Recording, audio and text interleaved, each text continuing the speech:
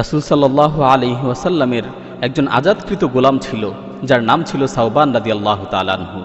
হযরতে সাওবান রাদিয়াল্লাহু তাআলা আনহু রাসূল সাল্লাল্লাহু আলাইহি ওয়াসাল্লামকে খুব ভালোবাসতেন।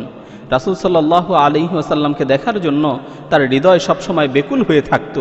এক মুহূর্ত রাসূল সাল্লাল্লাহু আলাইহি ওয়াসাল্লামকে না দেখলে তিনি পাগলপারা হয়ে যেতেন। একদিন তিনি কি নিয়ে যেন চিন্তা করছিলেন। চিন্তা করতে করতে তিনি পেরেশান হয়ে গেলেন। তার কপালে ভাঁজ পড়ে গেল, অন্তর ভারাক্রান্ত হয়ে গেল, তার চেহারা মলিন হয়ে গেল।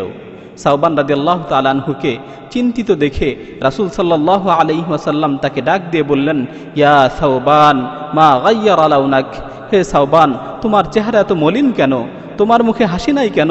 তুমি কি নিয়ে চিন্তা করছো? তুমি কি নিয়ে ভাবছো? সাওবান রাদিয়াল্লাহু তাআলা আনহু বললেন, ইয়া রাসূলুল্লাহ, আপনাকে না দেখে তো আমি এক মুহূর্ত থাকতে পারি না। দুনিয়াতে যদি আপনাকে এক মুহূর্ত না দেখি তাহলে আমি পেরেশান হয়ে যাই। আপনার সাথে সাক্ষাৎ করার আগ পর্যন্ত আমার এই অস্থিরতা, আমার এই পেরেশানি কিছুতেই দূর হয় না।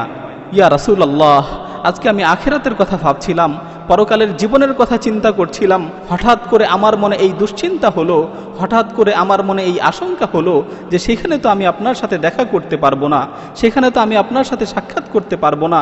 কেননা আপনি তো আম্বিয়া আলাইহিস সালাতু ওয়াস সালামদের সাথে থাকবেন, আপনি তো নবীদের সাথে জান্নাতের অনেক উঁচু স্তরে থাকবেন। আর আমি যদি জান্নাতে যাই, আমি তো জান্নাতের অনেক নিচু স্তরে থাকব। এজন্য হয়তো তখন ইচ্ছা হলেও আপনার সাথে সাক্ষাৎ করতে পারবো না।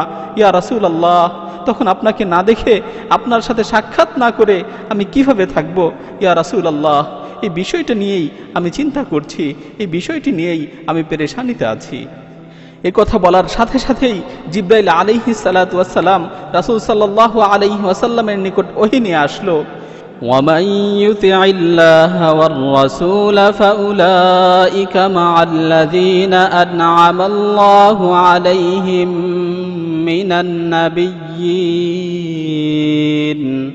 আল্লাহ তাআলা বলছেন, যারা আল্লাহ তার রাসূলের আনুগত্য করবে তারা জান্নাতে নবীদের সাথে থাকবে। রাসূল সাল্লাল্লাহু আলাইহি ওয়াসাল্লাম বললেন, হে সাওবান, হে সাওবান, চিন্তার কোনো কারণ নেই।